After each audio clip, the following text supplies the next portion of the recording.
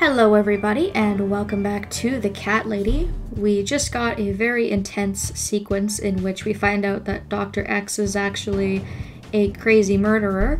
He kills Susan, but because she's immortal, she's come back to life, and now we're in an unknown location.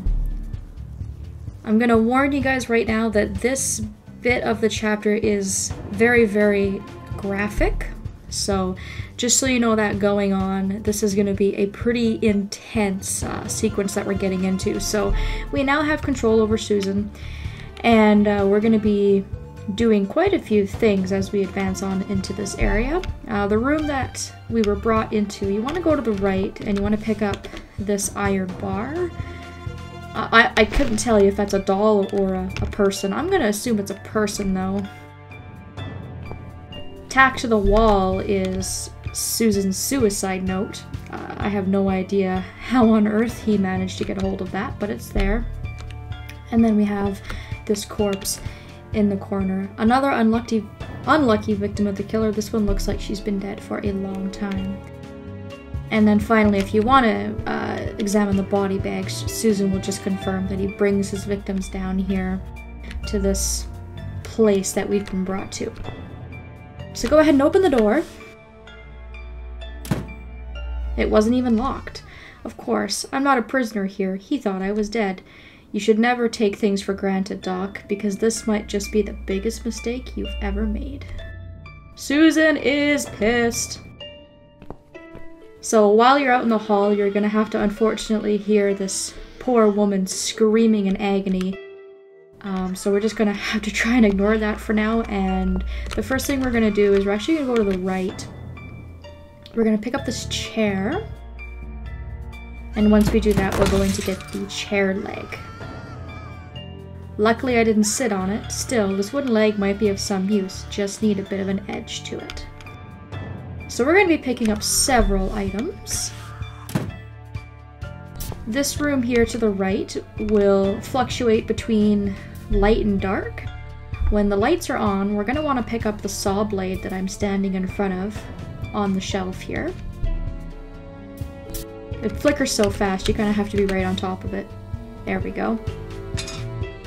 And then on the right-hand shelf, there is a bar of soap. You want to turn the sink on. It doesn't matter if you run hot or cold water. And with your bar of soap, you're going to want to use it to get the soap wet. Alright, so we have a few items to start out with. If you head further right, you'll get this really, really grotesque looking painting. This body is quite badly decomposed. While real art lasts forever, doctors' models will soon rot and fall apart. That sick man, how did he manage to hide all this madness? So yeah, he's killing women, taking them, and making them into grotesque art. Pretty disgusting.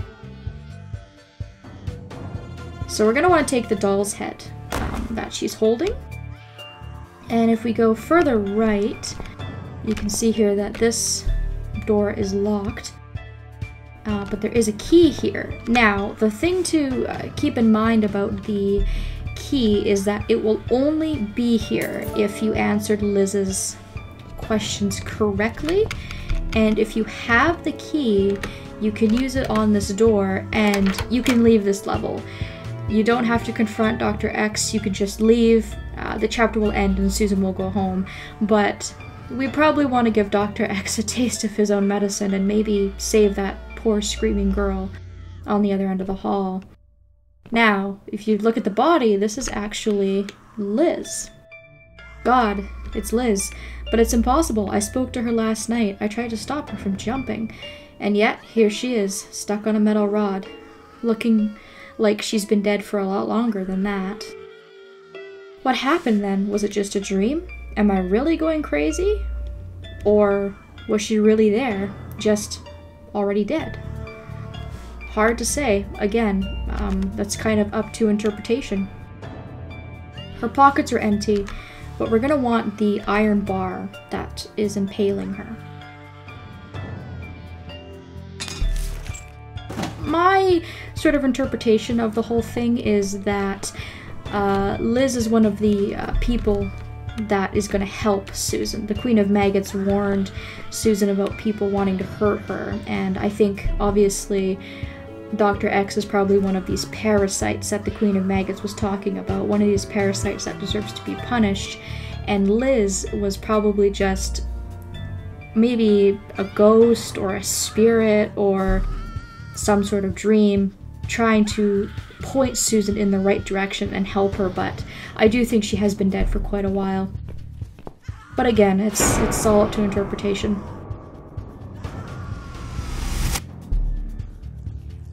Oh god, I've seen something like this before, the living paintings, except this here is a dead body suspended on wires and tied to a chair. So another disgusting piece of art here by Dr. X. His take on the Mona Lisa. You're gonna pay for this, you bastard. Nothing to see there. We can continue on to this room on the left. On the shelf is a bolt, which we're going to take. And at the end of this room is a workbench, and this is what we're going to be using to assemble the items that we have in our inventory, but we can't do that just yet. We don't have enough items. So continue on further to the left. You'll hear the screaming get louder, and we have some more paintings. So this is Venus, another poor victim of the Mad Doctor. There's something shiny on one of her fingers. And if you look at the hand, there's a nut stuck on her finger, and we can't pull it off because it's too swollen and stiff. And this is where the wet soap comes in handy. We can slip that right off, and we now have that in our inventory. The girl with the pearl earring. Her limp body is positioned in the exact same way as the painting. It seems the killer used wire to keep her head tilted to the side. Disgusting. If we open this locker up, we can look inside and we can get a wrench. And further left still, we can finally have a look at what's going on. I don't need eyes to enjoy your fear. Scream louder, little bitch! Scream your lungs out! Louder, I said!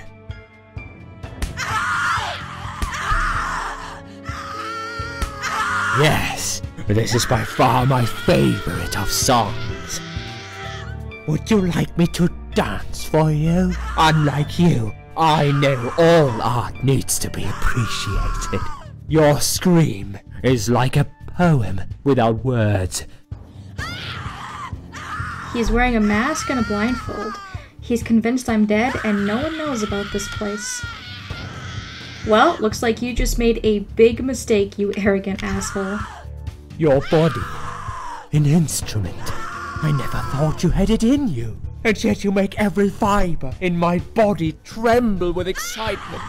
Your body will forever be admired by those like me who understand the only pure and true form of art.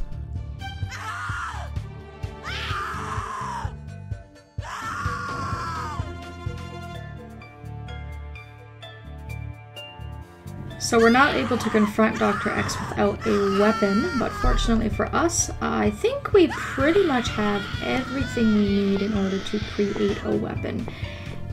And you bet your ass we're gonna get some revenge on this guy. He definitely deserves it.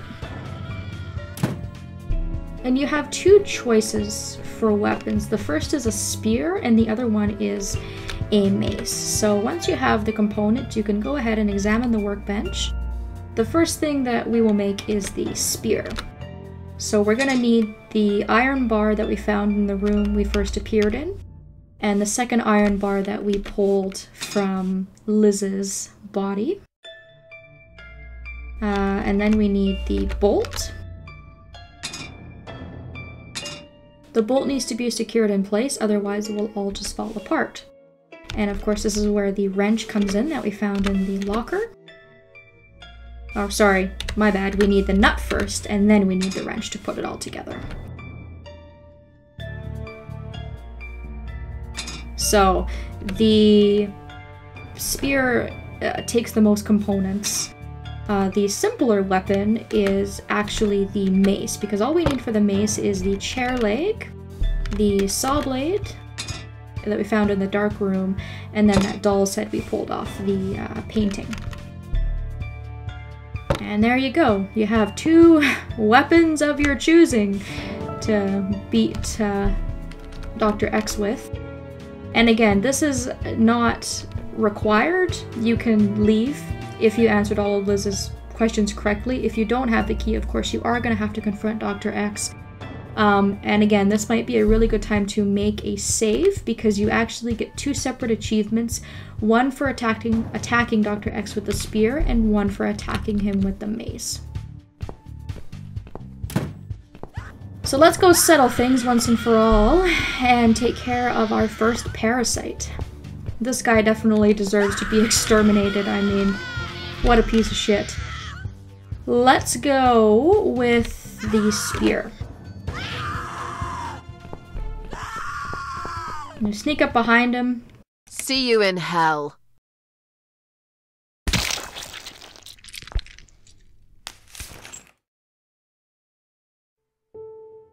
That girl looks a lot like Susan. She actually kind of looks like Anne, that lady in room 1.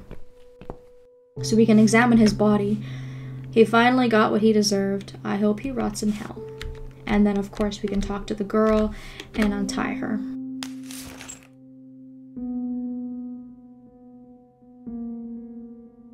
Thank you.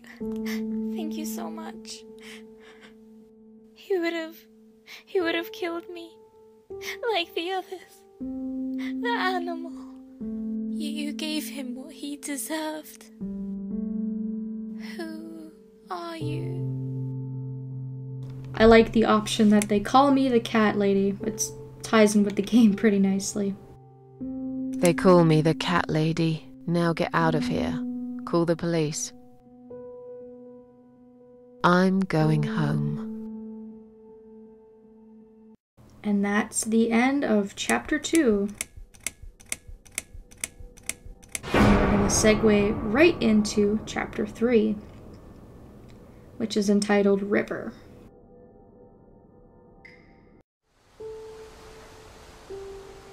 Standing by the river, I wonder, do I need a stone? No. My heart is heavy enough. It will drag me down for sure.